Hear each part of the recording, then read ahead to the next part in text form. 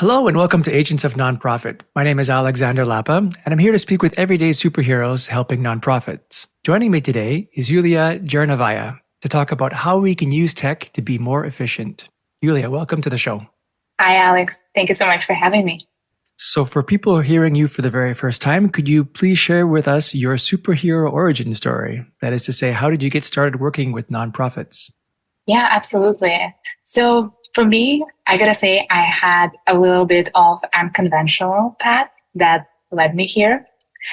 Growing up, volunteering has always been a big part of my life. Through university, I was involved with youth development organization. I helped mentor kids, prepare them for the college, and I enjoyed it very much.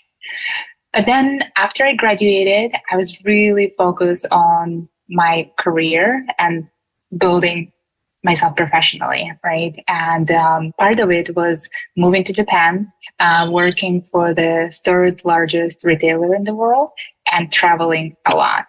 So just to give you an idea, in 5 years, I moved 7 different times between 3 countries.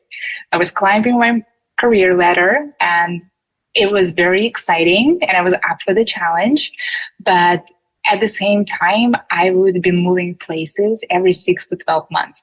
So I would have to start over again and again in a new city and a new place with new colleagues and basically no friends. So at that time, I kind of look back, what can I do it was exciting, but very lonely journey. And what I did at that time, I decided to go back to volunteering. So I started in Japan, volunteering back, helping local nonprofits. And it was a way for me to meet new friends, people who share the same values, but also give back to the community that I was fortunate to be for a short period of time. I help environmental organizations and plant olive trees in Japan. And most of the time, I also help mentor kids in Japan, Philippines, and was involved with food bank here in the US. So for me, like as a foreigner and outsider, a lot of time, it really helps me to feel belong and feel like I'm a part of the community. At the same time, I was working for the retail company. I would be using so much technologies at work. As a store manager, I would be only spending like 15% of the time to admin tasks and most of the time working with my team, working with clients and being very efficient and productive. And then I would finish my work and I would go to volunteer on the weekend and I would be just signing up as volunteer on a piece of paper. I just feel there's such a big disconnect between for-profit and non-profit world in terms of how we're using technologies. I've done it for a while and then fast forward to 2020 when COVID happened and it just forced me to think like, what are my life priorities and what I want to do.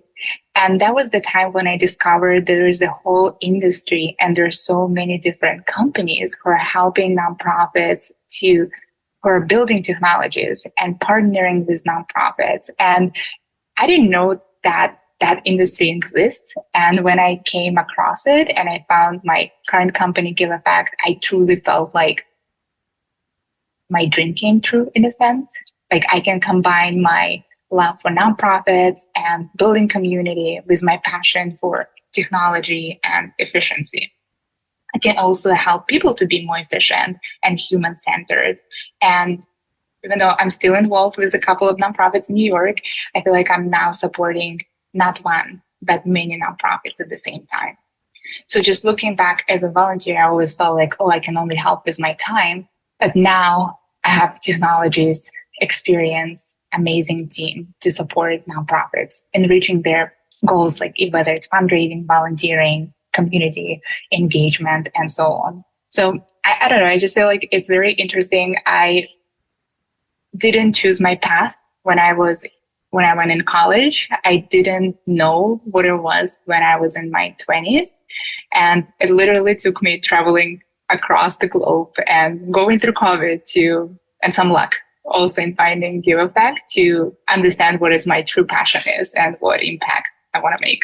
We both have a passion for Japan. in common. I I think we could know. do a whole episode just on that because I was there for a month, years ago, and it was just an amazing layered culture. And I know I did get a feel or a sense that foreigners do have a harder time there Mm, culturally, but I mean, it's amazing. So that's really cool to see how efficient you are. Store manager, 15% of yeah. your time was admin tasks only, and yet when you switched to that nonprofit to do the volunteering, it was all paper based. So Hmm. a lot of efficiencies possible there. I'm really want to dive a bit further, but I also love the fact that you started making a conscious choice about how you wanted to spend your career.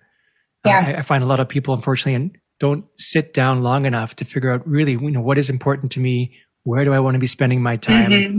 and then making decisions based on those principles. So lovely to hear that you did that as well. Thank you.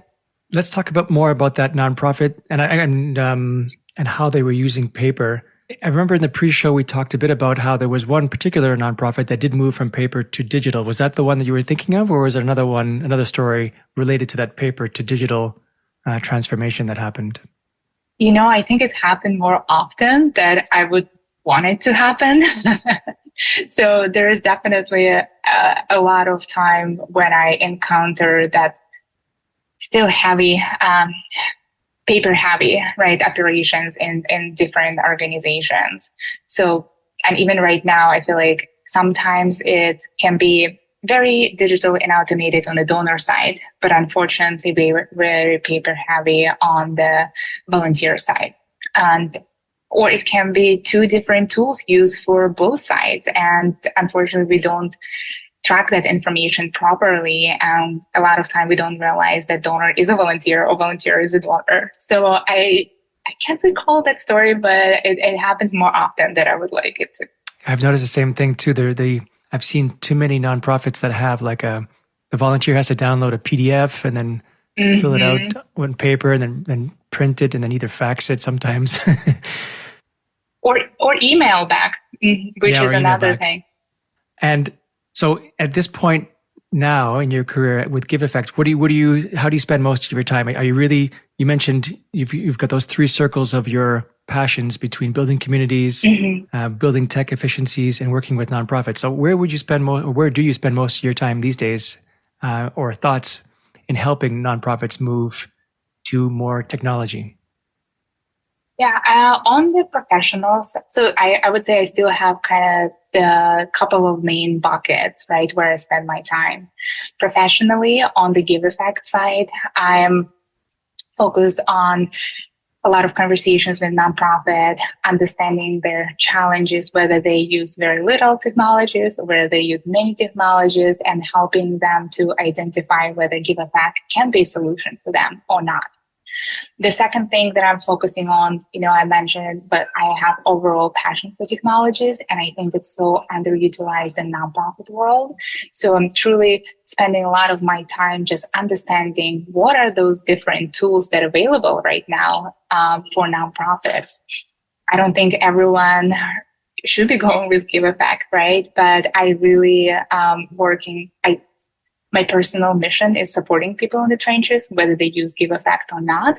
So understanding what kind of technologies are out there and educating nonprofit community is my kind of second big pillar of my work. Last but not least, I'm still actively volunteering, and this is not on professional side. With my free time, I'm still involved with a couple of nonprofits and on the board. Awesome. And just out of curiosity, where are you geographically at the moment? I'm in New York City. Yeah, Okay. so East Coast. Mm-hmm. And we should mention for the readers or the listeners rather that GiveEffect is a CRM for nonprofits. So just in case you don't know what it is. And it's awesome to hear actually you say that even though you work there, you agree or you mentioned that it's not necessarily the right CRM for all nonprofits. And I say the exact same thing about Salesforce. I think there are some use cases where it's a match and sometimes when it's not. So it's nice to have that higher level thinking and trying to make sure that the product and the solution fit purpose as opposed to just ramming it down the nonprofit's throat, so to speak. Yeah, absolutely. I agree with you wholeheartedly. As much as I wish that we can work with every single nonprofit, it's not the case, right? We have 8 million nonprofits just in the United States, and depending on the stage of the organization, and everyone has their own unique needs. So I think there is GiveEffect, Salesforce, but there's so many different wonderful tools that can be a better fit for organization depending on their needs and the stage of the organization. Absolutely. So I'm curious then, in your perspective, in your experience, as you're coming in to help a nonprofit, and let's say they're a match in this case, what would be the normal number of systems that you need to look at or notice in a nonprofit? Like they might have a CRM already, may or may not. It might be paper, it might be Excel. They might have some kind of emailer, they might have paper. Is there any trends or patterns you've noticed in terms of what nonprofits typically start with before you start overhauling their technology or streamlining, let's say, their technology? Yeah, that's a really great question. And I wish I have a definitive answer, right? But I think what happens a lot of time is with constant pressure to keep the overhead spending low, many nonprofits initially, when they look at maybe their first or second technologies, right, they turn to free or low cost database CRM platforms. And don't get me wrong, there is nothing wrong with it. And there are so many great tools that might be perfect for organization. I think what happened over time, that if the platforms have some kind of limitations, and as the organization grows, and especially it happened, I think, a lot over COVID, when everyone was forced to work from home, many nonprofits found themselves acquiring more and more technologies. And what I've seen, maybe prior to COVID, they use one or two.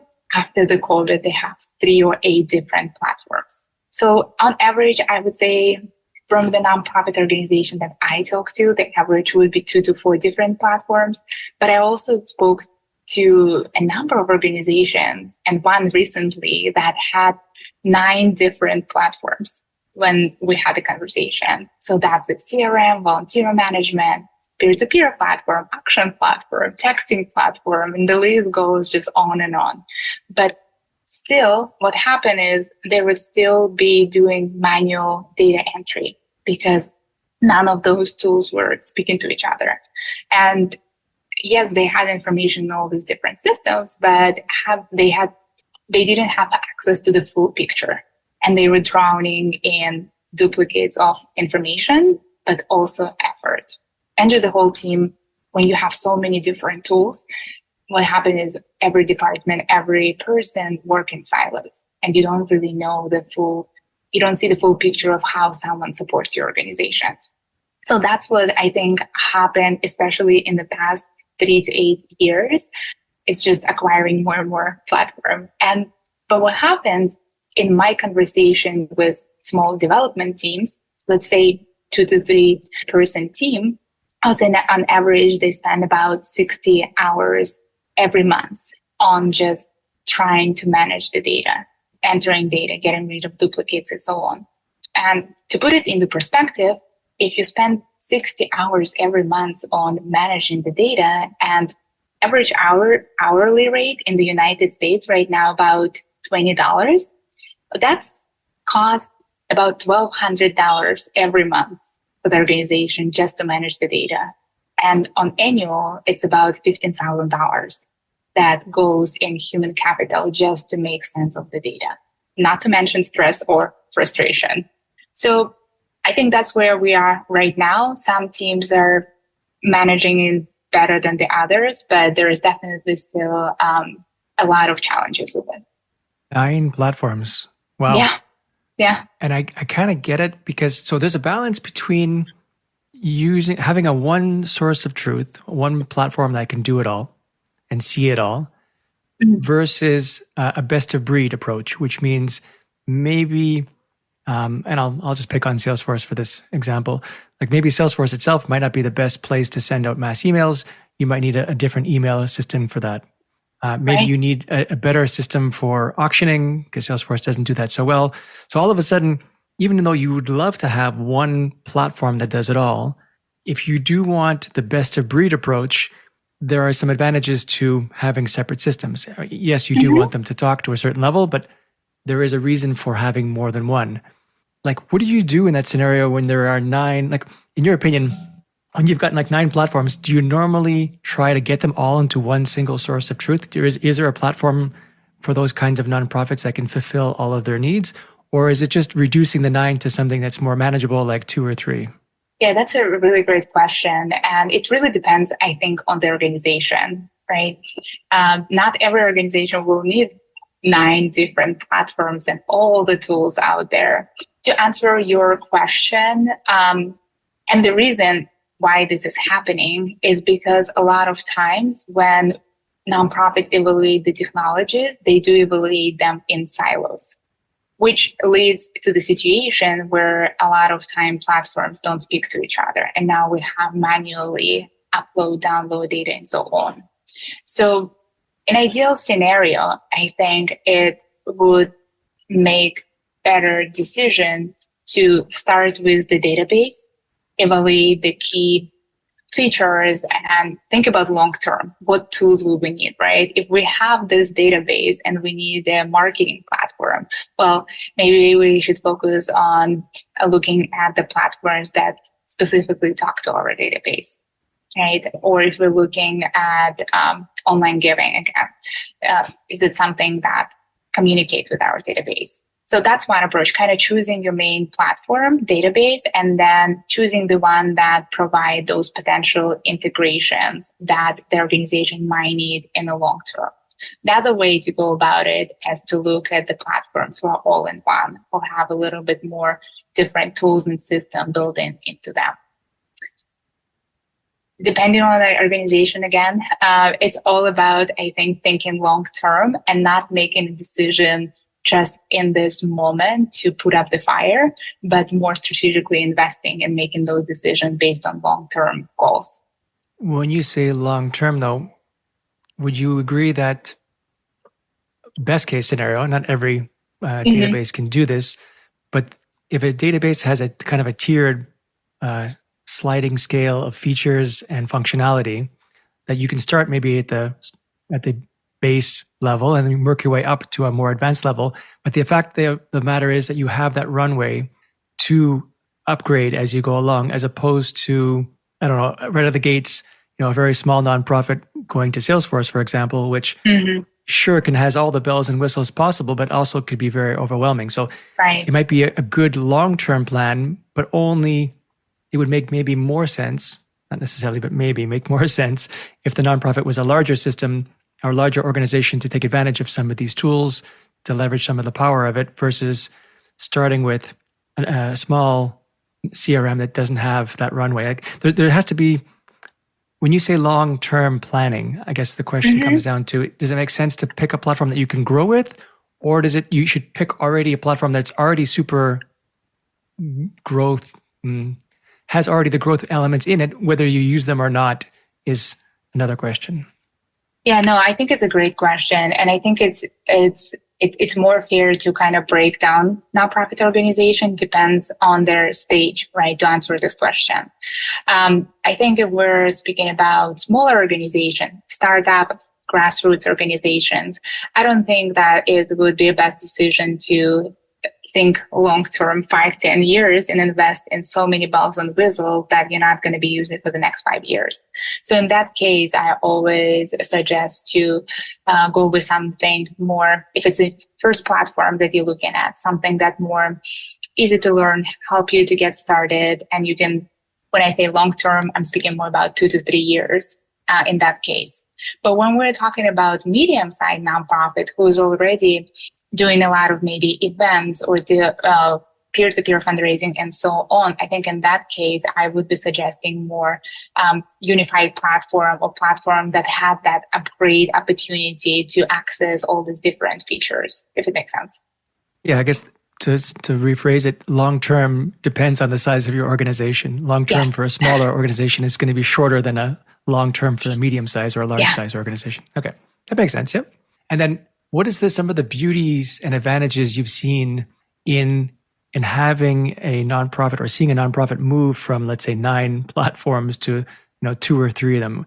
I imagine there's a number of efficiencies, number of cost measures, reduction measures. Any other advantages you can add to or could list off that would help understand the real benefits of moving to a smaller number of platforms?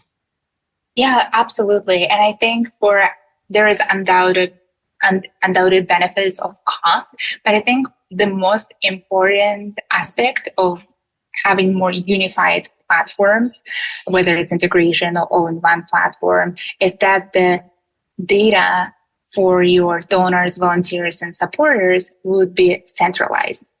And organization can focus on leveraging the data to make informed decisions, to build relationships, and so on. So to give you an example, we work with a lot of animal welfare organizations. And it's very typical in that particular type of organizations to manage donor and volunteers separately. It's kind of traditionally, and you probably know it as much as I am, that there would be different systems for different things. So a lot of time, if you don't have volunteers and donors data together, you don't really have any idea how someone supports your organization. So I know from one of the executive directors who is truly amazing and such a champion in implementing technologies for the organization. She told me once that she'd been in the situation prior to using unified platform where she would meet a volunteer, greet them, thank them for volunteering for the organization. In the meantime, that volunteer happened to be consistent donor for the organization for a few years, and executive director official didn't realize that. So you ran into this oops moment when your data is managed separately. So to give you a conclusion, I think one of the greater benefits that you can truly understand how someone supports your organizations, you can find those untapped opportunities for a bigger impact. So if I can look at Alex in one place and see that Alex already donating to us for the past couple of years. He's also volunteering every Saturday for a few hours. I can spend more time on building relationship with Alex and increasing his support for our organization. There's also something to be said about when you know that when they're separate. There's also something to be said about the ability to convert volunteers to donors or donors to volunteers if you know that they're not already both. I heard that, I forget the exact number, but there's some percentage of when someone volunteers are more likely to donate and vice versa. So leveraging one tool that can cross-promote and I don't want to use the word sell, but convert and be able to get more from a particular individual is an advantage as well. Yes, absolutely. And thank you so much for bringing this up. You're absolutely right. I think volunteers are 35% more likely to donate if they're already volunteer with the organization. I think that was the statistics. But also your donors who are supporting your organizations probably have a high, I don't have statistics for that, have a high possibility of becoming volunteers, which is also so impactful for many organizations. I think last time I checked, volunteers in the United States, 1 hour is the equivalent of $28. So if you can mobilize your donors to become a volunteer, that can be also such a huge support for any organization. What are some of the challenges of moving and consolidating systems? Because I know one reason why some organizations like having their own little systems for departments because they feel they have a sense of control over them. I find some people who feel overwhelmed with a particular platform might move to Excel, for example, because they feel they have more control, right. Self-control or personal control. What other challenges maybe you can talk more about these challenges, are there when you do want to make things more efficient, even though you have explained some of the benefits of it? How do you address the resistance, that inertia of moving to a new system? I personally think that one of the biggest challenges for implementing technologies is mindset. And I don't know have you read the book called The Smart Nonprofit? I haven't, unfortunately, no. It's a really great book. I highly suggest everyone to check it out because it has so much statistic and information of the current states of nonprofit. But the reason I'm bringing it up because Beth Canter and Alison Fine, who wrote the book, they did very interesting survey as part of their research, and they asked about 200 nonprofit leaders. And the question was, what are the barriers to your team adopting new technology? And surprisingly, to me, in a sense, 43% reply that it's resistant to change. And in the book, they say that most people have feared, as much as we all would like to think about ourselves, like, yes, we like change, we like innovation, but most people actually fear having to learn new skills or feeling an expert when this new tool comes up, or losing power or status, or losing their job. There are so many AI new technologies, tools coming to the market in the past few years. There's a real fear for many people that their job can be done. Even recently, we onboarded one organizations, and one of their employee was joking on the call, like, oh, now you can automate letters, you can automate all of this task. Maybe I won't have a job a year from now. And I was joking about it, but the truth is, it is a fear for some, maybe a real fear for some of the employees that it might happen. Which I don't think which is not the goal of implementing the technologies, but it is a real fear. So a lot of time when I speak to nonprofit leaders on director, on managers level, I think there are so many pioneers and advocates for implementing the technologies. But unfortunately, from my experience, there is still a lot of resistance on the leadership level to change things, because many teams they use to the way things always have been done. And they used to kind of operate in different teams, use different systems. And a lot of time when you kind of present the benefits, it sounds to many as, oh, it's too good to be true. So I think the real challenge here on our side, it's really showcasing all the benefits, of course, but also minimizing the barriers of entry, whether it's learning curve, right? And making sure that the system is user-friendly, any level of technical proficiency, employee can learn it. Or if it's not, we're providing really great support and teaching how to utilize the tool. The other barrier for many organizations is also data. Nonprofits acquire data over so many years. So this thought of switching the data and moving from one system to another is also another huge benefit or barrier. So how can, as a technology provider, you minimize that barriers, provide the support for data migration is also, I think, critical in the whole process of potentially changing the system. And last thing I would add, Alex, just when we talk about, I think providing as many benefits as possible is definitely critical. I came across this, I don't remember what year was it, but actually the Salesforce has nonprofit trends report, right, every year. And I think one of the latest, I might be mistaken, maybe last year or the year before, they were also asking a question to nonprofit leaders, and only I think 36% of them said that they're satisfied with technologies. But at the same time, based on that research, you can see that actually nonprofits who prioritize technology, who actually invest in it, who makes the switch are 2 times more likely to reach their fundraising goals. And I think it was 4 times likely to exceed the mission goals. So again, minimizing barriers, but at the same time, unless we can provide the value and change the leadership mindset and minimize that resistance to change, it's a really challenging task. I find in general, most of my projects, it's not the tech that is the barrier itself. It's really that change management piece, that changing the mindset, as you said.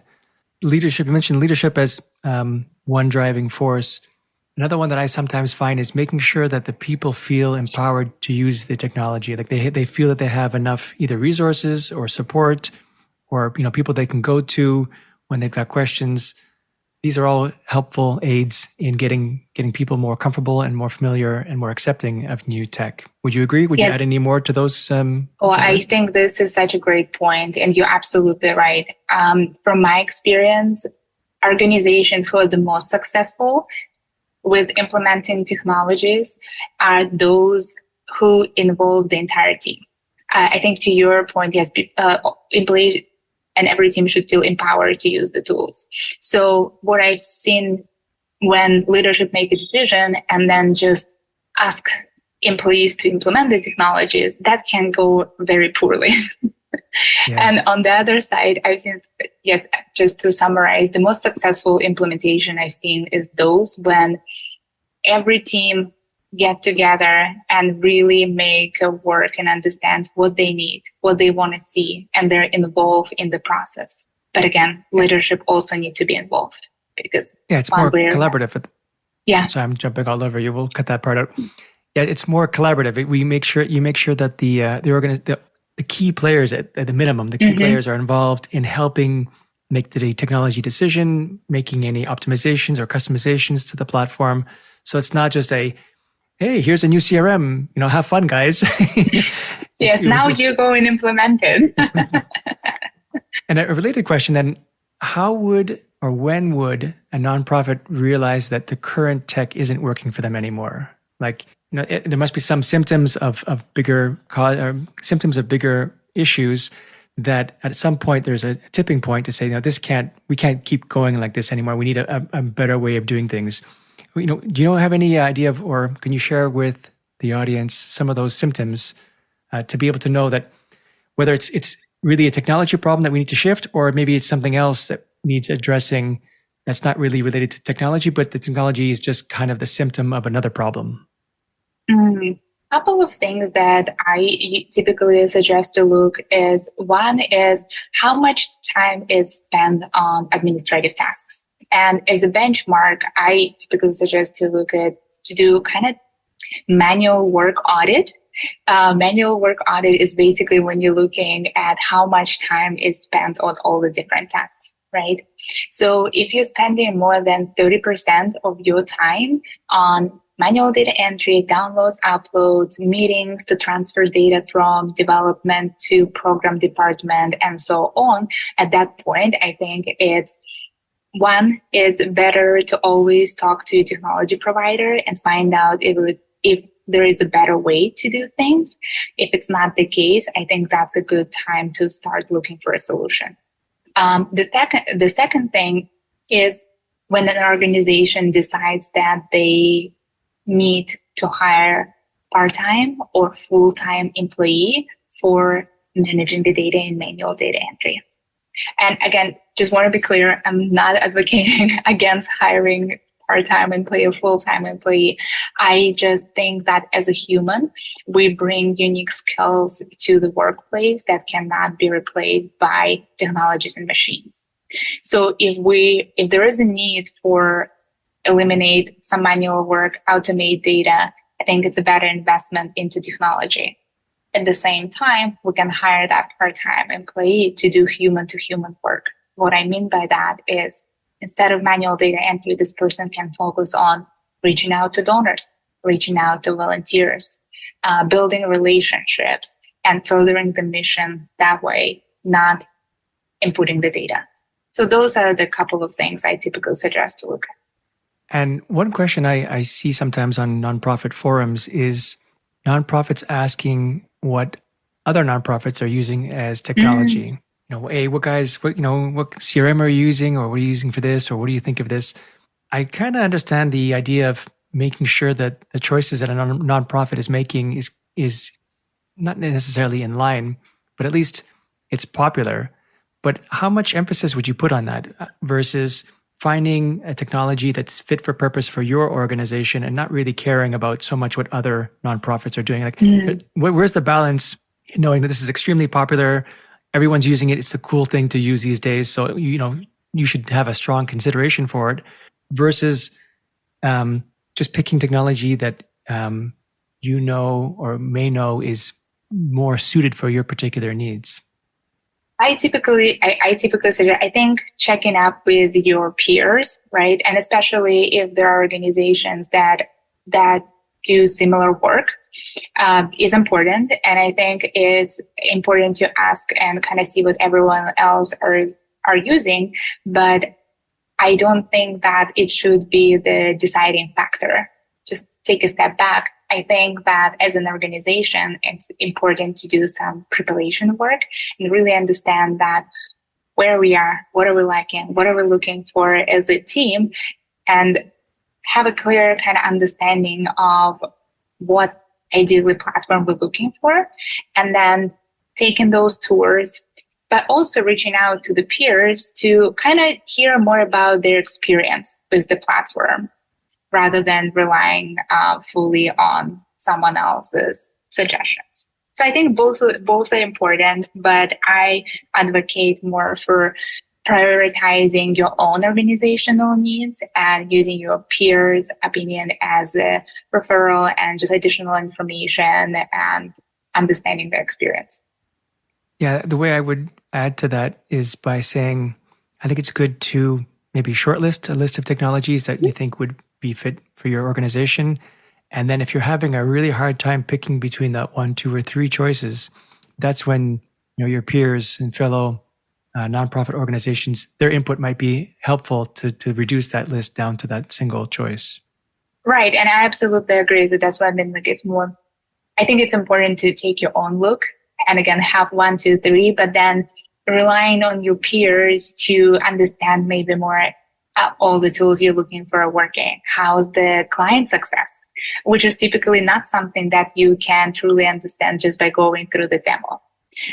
Do you have a person to reach out to? There is definitely some very important points that we don't necessarily, like nonprofit don't necessarily consider when choosing the platform, but they can be critical to ask and learn from your peers. Something like data migration, client success, is whether the platform innovates enough, right? Do they introduce new features or how the tickets get solved and so on? So that input is extremely important, but it wouldn't be the first thing I would suggest to anyone to do. Yeah, for sure. They could also offer insights on how the support model is. How is it after using the system for X number of months or years? So having that longer term vision, someone who's been in that system for a longer period of time can offer valuable insight. But yeah, only as a final deciding factor, not as an initial factor. I completely agree. I'm curious then, because you kind of alluded to it a couple of times. What is your perspective on AI these days and nonprofits? It's a hot topic. It is a hot topic. We got to bring it up at least once. What are your thoughts? It is definitely a hot topic, but I think it's a hot topic. It's on everyone's mind right now. And I think there's so many things that we already can do with AI. And it's probably so many opportunities that we're not even thinking about at this point. But what I think is, I think it's important to first kind of not get distracted by new tools and not to put too much of your time and attention every time new things come around. I think there is definitely AI can be helpful right now, whether you're writing communication piece or grant proposal or predictive analytics.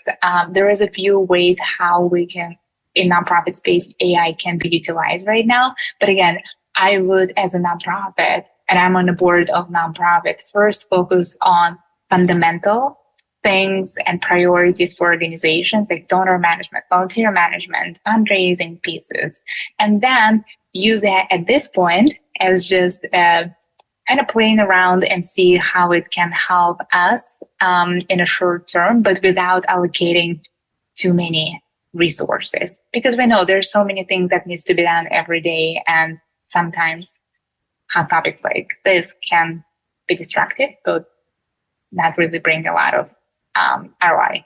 Yeah, I think for me, it's like, it is great. I think everyone should be taking a look at ChatGPT. If your current technology provider have any AI tools built in or introducing, right? But I don't think a lot of time, it happened with other bad words, I feel like, or hot topics previously, like a couple years ago when it's a little bit different, but still when everyone was talking about crypto donations, right? And sometimes with these hot topics, you feel like you need to jump on it immediately, but I advocate for taking the time. Looking at AI so you understand what it can do, you can start implementing a little bit, but I wouldn't necessarily invest all the time, or especially if it's additional like add-on or additional services, I wouldn't necessarily immediately jump on it. It's contradictory a little bit. Like, I love technologies, but at the same time, sometimes I'm a little bit skeptical. And I would like to see, okay, how much time it will take, what the benefits of it, and then kind of make more informed decisions. Careful, because the guest last week, we spoke about digital assets. So No, I love, well, one of the partners is the Given Block. I absolutely love the company. And I'm not saying, I'm just saying that I think it's worth getting the time to analyze everything before. If a new thing came around this week, we shouldn't be spending all the time for that new thing. I guess that's my point. It's just more taking the time to analyze and see if that's something that the organization should be implementing. Yeah, and that we totally agree. I always advocate that nonprofits should not be early adopters. Be curious, keep informed about what's happening in the market, but wait till it's a little bit more mature before jumping in, simply because most nonprofits don't have the same kind of safety net as for-profit companies do. So if they make the wrong investment in their time and energy, and it doesn't pan out, then the impact is much larger than for-profit companies. Yes, thank you, Alex. That's exactly what I was going to summarize. Thank you. I agree fully. Cool. So what do you see then in the short-term future for yourself? Like now that you've traveled around quite a bit, you kind of found your little space. I'm curious to know, just where would you like to see yourself in the next few years from now? Yeah, I'm very excited about the next couple of years. One is on the professional side. I think with all the new technologies, everything going in the sector, I think there's so many opportunities to work with more nonprofits and to help them to do the digital transformation. So at GiveEffect, I'm just very excited to be working with new nonprofits, joining our platform and our current clients. On the personal side, I am on the board of YNPN New York chapter. It's a young nonprofit professionals. We're fully volunteer-based board, and we're right now working on providing career development resources to young professionals, networking opportunities, and supporting their growth. So I joined the board this year. I'm very excited to be working on new events, introducing career development program for our members, and growing our nonprofit. Awesome. And then where can people find more about you online, either yourself directly or about GiveEffect? Absolutely. You can find GiveEffect at www.giveeffect.com.